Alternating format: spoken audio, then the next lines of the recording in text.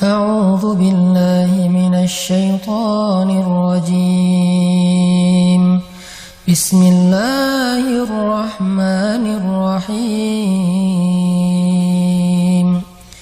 Di dunia, apapun yang kita inginkan itu harus melalui mujahadah, melalui ikhtiar.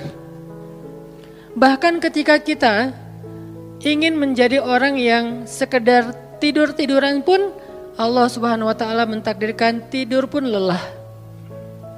Tidur aja capek, duduk capek. Ada orang yang duduknya capek akhirnya dia berdiri. Ya, ada orang yang capek berdiri akhirnya pengen duduk. Kapan duduknya capek pengen berdiri? Salah satu yang sering saya alamin itu kalau lagi naik pesawat. Apalagi pesawat penerbangan 9 jam, 10 jam itu pasti capek banget duduknya tuh. Sehingga kita menginginkan seandainya ada uang kita pengen duduk di kelas bisnis. Tapi karena nggak mampu membeli tiket yang 3 kali lipat lebih mahal di kelas bisnis, ya nggak apa-apa lah di kelas yang biasa ekonomi. Tapi ketika lelah 4 jam, 5 jam pesawat berjalan itu udah luar biasa lelahnya, akhirnya berdiri mondar-mandir di antara lorong pesawat. Artinya duduk aja capek. Nggak ngapa-ngapain, suruh duduk doang. Nggak seperti orang dulu yang berangkat haji atau umroh naik kapal, lewat darat, pas sampai di laut naik kapal dengan ontanya, dengan kudanya. Orang dulu mencari ilmu itu dengan mujahadah yang luar biasa. Dengan naik onta berminggu-minggu, ini naik pesawat cuma 9 jam, capek. Yang nggak ada guncangan, biasanya guncangannya cuma pas di awal sama pas mau landing doang. Di atas udah jarang ada guncangan karena dengan ketinggian tertentu dan pesawatnya besar. Tapi itu juga capek. Naik kereta coba, dari Jawa ke Bandung misalnya. Sebutlah dari Semarang, dari Malang, dari Surabaya naik kereta 10 jam. Itu aja capek. Nggak usah jauh-jauh, Bandung Jakarta aja 3,5 jam. Itu pun capek. Atau kita naik mobil, nggak perlu nyetir. Pakai online, duduk aja di belakang atau di sebelahnya si driver. Perjalanan setengah jam dari tempat kerja kita ke rumah atau dari rumah ke tempat kerja, ke kampus, ke sekolah gitu.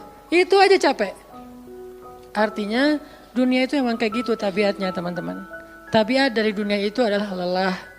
Sehingga kalau ada orang yang menghindari capek dengan tidak ngapa-ngapain, itu hal yang agak klise dan naif. Bagaimana dia bisa menghindari lelah? Bagaimana dia bisa menghindari ta'ab? Bagaimana dia bisa menghindari bosan? Bagaimana dia bisa menghindari dalam keadaan susah payah?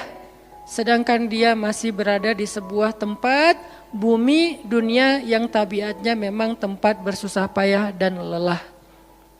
Satu-satunya cara menghindari lelah yang tidak perlu lagi bersusah payah itu hanyalah masuk surga. Tetapi kan itu tidak terjadi sekarang, kita harus meninggal dulu dan kita belum mau. Ada yang mau meninggal masuk surga sekarang? Kalau dijamin sih insya Allah ya, masalahnya gak ada jaminan.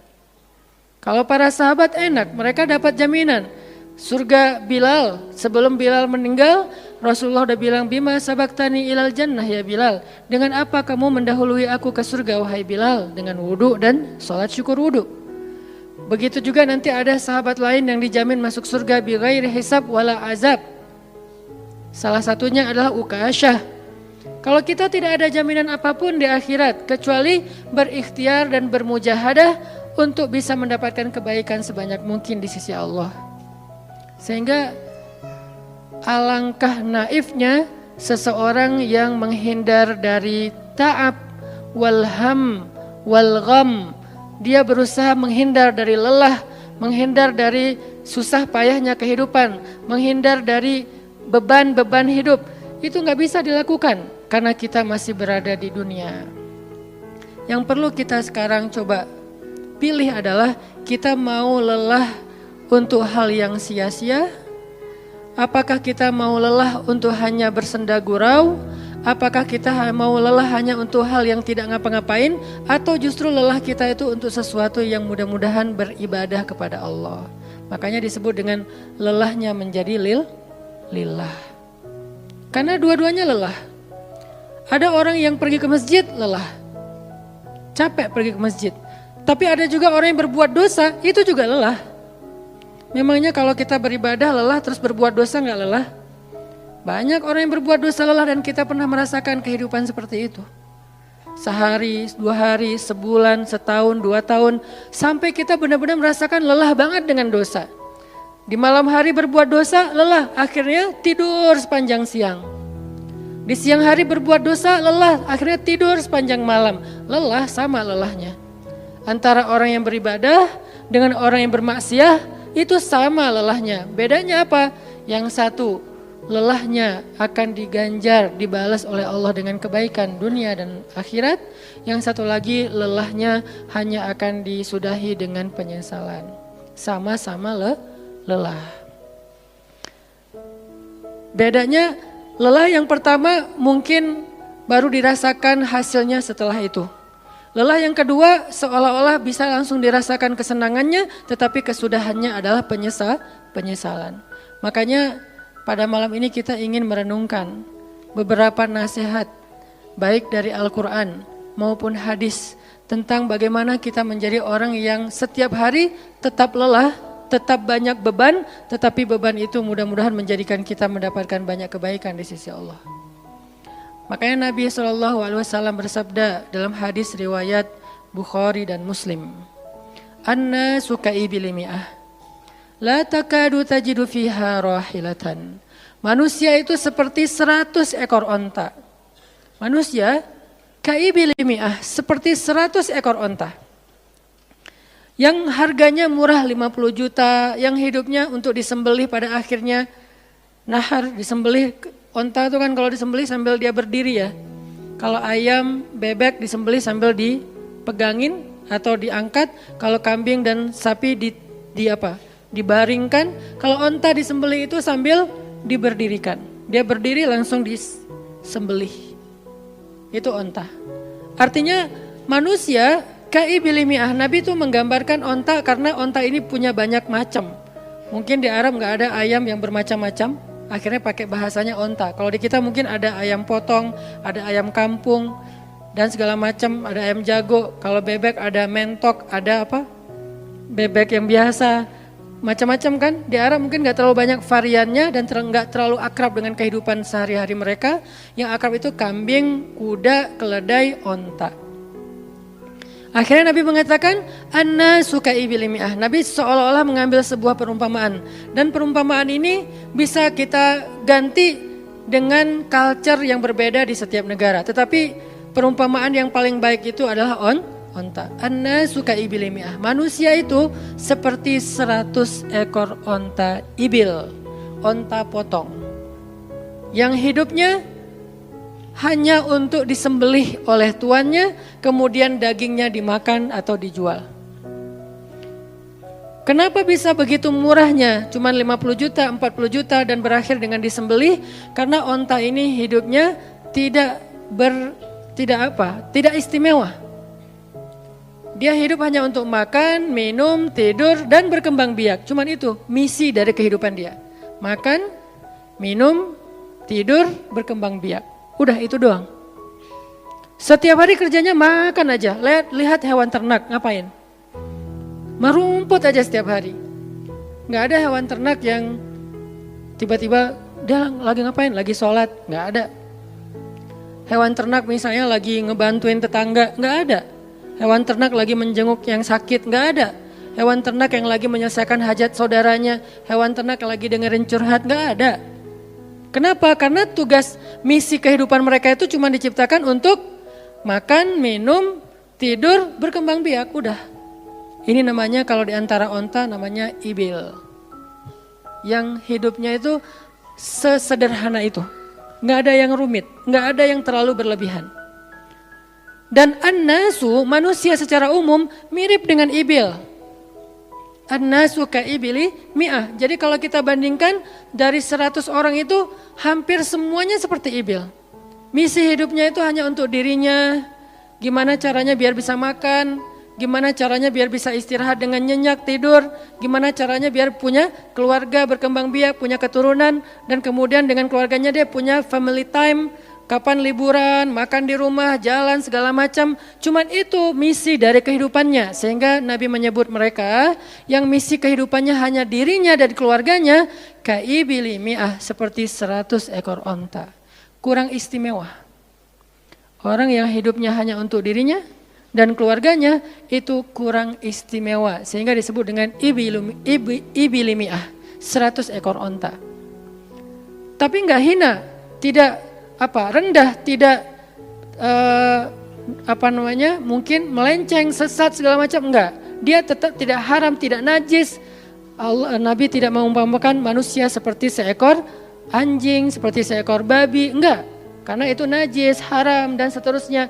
Onta, makhluk yang hewan yang baik, cuman tidak istimewa. Di sini tidak ada judgement. Nabi itu orangnya enggak suka menjudge. Nabi enggak mengatakan manusia ini semuanya misalnya dengan kalimat celaan, keledai, enggak. Manusia ini misalnya hewan yang najis, enggak. Nabi mengatakan an-nasu kaibili mi'ah, manusia itu seperti 100 ekor onta. La takadu tajidu fiha rahilatan. Hampir-hampir di dalam 100 ekor onta itu kamu enggak mendapati satu pun onta yang dikenal dengan nama rohilatan, rohilah. Rohilah itu dari kata rihlah. Rihlah itu udah jadi bahasa Indonesia, rihlah. Kemudian di Inggris-Inggriskan jadi traveling, trip, segala macam. Rohilah, dari kata rihlah. Apa itu rohilah? Onta yang bertugas untuk membawa beban tuannya dalam perjalanan panjang, baik itu berdagang maupun berperang. Dia punya misi lain selain makan, minum, berkembang biak, terus dipotong. Enggak, misinya lebih keren. Apa? Membawa beban. Membawa beban tuannya. Itulah rahilah. Sehingga punggungnya adalah punggung yang berkah, karena di atas punggung itu ditaruhkan beban terus menerus oleh tuannya. Berangkat bebannya apa, pulangnya beban apa. Karena orang dulu kalau berangkat berniaga, berdagang ke luar negeri, itu tuh bukan berangkat bawa beban, pulang nggak bawa apa-apa karena udah diuangkan, enggak. Mereka barter konsep perdagangannya. Kalau berangkatnya bawa kain, pulangnya nanti bawa karpet. Berangkatnya bawa gandum, pulangnya nanti bawa sutra misalnya. Tetap aja ada beban karena mereka berangkat jual apa misalnya ke Syam, dari Mekah ke Damaskus. Nanti pulangnya dari Damaskus ke Mekah bawa lagi barang-barang Damaskus yang bisa dijual di Mekah. Pas berangkat bawa barang Mekah yang bisa dijual di Damaskus, pas pulang membawa barang Damaskus yang bisa dijual di Mekah. Li'ilafi Quraisy إلافهم رحلة الشتاء والصيف. Rihlah syita'i wassaif. Mereka melakukan rihlah pada musim dingin dan musim panas. Itulah ilafu Quraisy, kebiasaan orang-orang Quraisy. Ilafu Quraisy, kebiasaan tradisi orang Quraisy. Apa tradisinya? Berdagang di musim dingin dan di musim panas. Barang dagangannya beda-beda. Kalau musim dingin yang dibawa itu bahan-bahan jaket. Bahan-bahan untuk menghangatkan tubuh. Bahan-bahan yang kalaupun dia bawa makanan yang biasa dimakan di musim dingin yang menghangatkan tubuh. Kayak misalnya jenis bubur di Arab itu ada namanya adas. Dan itu disebutkan di dalam Al-Quran, di Al-Baqarah. Wa adasiha wa basaliha, ada adas, ada bawang. Adas itu salah satu makanan kesukaan orang Arab di musim dingin. Karena kalau makan adas kayak bubur gitu, dia badannya menjadi hangat. Jadi kayak menghangatkan tubuh gitu. Artinya syita'i was-saif, di musim dingin dan di musim panas, dua-duanya ada barang yang didagangkan. Dan itu adalah ilafu Quraisy, kebiasaan tradisi orang-orang Quraisy. Rihlah. Siapa yang akan dibawa rihlah? Apa yang akan membawa barang dagangan mereka ketika rihlah? Namanya onta rohilah. Onta yang mengangkut beban barang tuannya. Rohilatan. Sehingga onta ini adalah onta yang lebih kuat fisiknya. Onta ini onta yang lebih tangguh perjalanan walaupun mengalami badai. onta ini onta yang lebih kuat ingatannya sehingga dia menghafal jalan yang dilaluinya. Walaupun terjadi badai dia nggak tersesat. Jarang onta rahilah tersesat. Biasanya yang tersesat itu ibil. Ibil kalau ditaruh di tengah padang pasir, terjadi badai, terus bekas jalannya ketutup dengan pasir, dia bingung. Itu ibil. Sehingga kalau kita baca cerita-cerita tentang orang yang tersesat di padang pasir, rata-rata istilahnya kalau nggak jamal ya ibil. Kalaupun ada onta rahilah yang tersesat, berarti badainya parah banget. Kalau ada hadis onta rahilah tersesat, berarti badainya parah banget. Artinya rahilah ini ingatannya kuat. Dia kalau lewat satu jalan, setahun kemudian lewat lagi dia masih hafal. Itu rahilatan. Dalam teknologi sekarang kita nyebutnya dengan map. Ada banyak platform aplikasi map digital yang membuat kita bisa menghafal jalan. Dan diupdate terus, jalan ini sekarang macet segala macam. Rahilatan punya kemampuan membaca jalan walaupun mungkin berbeda dengan teknologi sekarang. Itu namanya rahilatan. Ini kata Nabi, la takadu tajidu fiha rahilatan. Manusia itu seperti 100 ekor onta. Dan di antara 100 ekor onta itu atau 100 orang itu, hampir kamu tidak mendapati satupun yang bernama rahilatan, yang mampu mengangkat beban lebih. Sehingga di sini Nabi SAW seolah-olah mengajarkan kita, memotivasi kita agar belajar menjadi rahilah. Manusia itu baru istimewa kalau dia menjadi rahilah, kalau dia mengangkut banyak beban, kalau dia menjadi orang yang paling banyak bermanfaat untuk orang lain. Makanya muncullah hadis, khairun nas anfa'uhum linnas, inna ahabban nasi ilallah anfa'uhum linnas. Dua riwayat hadis yang berbeda. Sebaik-baik manusia, kalau dalam analogi yang pertama, sebaik-baik onta adalah rahilatan. Bukan ibil, bukan naqah, bukan jamal. Sebaik-baik onta rahilatan. Kenapa kok rahilatan? Karena dia yang paling bermanfaat, soalnya dia yang paling banyak mengangkut beban. Sehingga dengan analogi tentang onta rahilah, kita menerjemahkan hadis khairun nas, sebaik-baik manusia dengan istilah khair. Arti khair itu memberi lebih, arti khair itu bermanfaat. Khairun nas anfa'uhum linnas. Sebaik-baik manusia yang paling bermanfaat untuk orang lain. Dalam riwayat yang lain, inna ahabban nasi ilallah, sesungguhnya orang yang paling dicintai Allah di antara manusia, anfa'uhum linnas, yang paling bermanfaat untuk orang lain. Itu yang paling dicintai Allah di antara manusia. Muncul lagi hadis yang mirip, inna ahabbal a'mali ilallah sururun tudkhiluhu ala qalbi muslim. Sesungguhnya perbuatan, amal soleh, aktivitas, pekerjaan yang paling disukai Allah di antara yang kita lakukan dalam kehidupan sehari-hari adalah membahagiakan hati orang lain. Ini semuanya hadis-hadis yang memiliki makna yang sama, yaitu menjadi pengangkut beban. Lelah Ustadz, lelah. Enggak ngangkut beban, lelah juga. Ngangkut beban, lelah juga. Cuman bedanya, orang yang lelah tanpa mengangkut beban, hidupnya penuh dengan keluh kesah, tidak ada yang menghargai, tidak dimuliakan, akhirnya dia ngeluh. Ada kan banyak orang yang ngeluh karena merasa dirinya enggak dihargai orang lain? Tetap aja ngeluh. Ada juga yang ngeluh karena terlalu banyak beban, padahal dua-duanya sama-sama ngeluh, kenapa enggak memilih yang lebih baik? Memangnya kalau kita enggak ngangkut beban, kita enggak akan berkeluh kesah, ngeluh.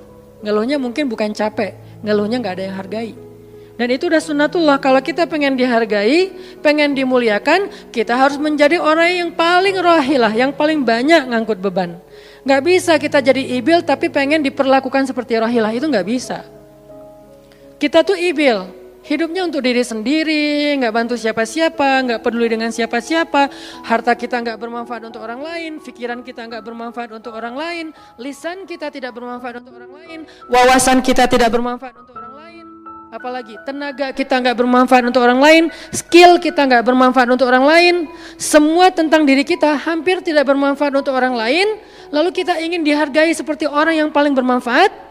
Ini naif, klise, enggak ada seperti ini, bukan sunnatullahnya. Karena seseorang itu diberi balasan sesuai dengan mujahadah. Al jaza ala qadril masyaqqah, balasan tergantung susah payahnya dalam berikhtiar.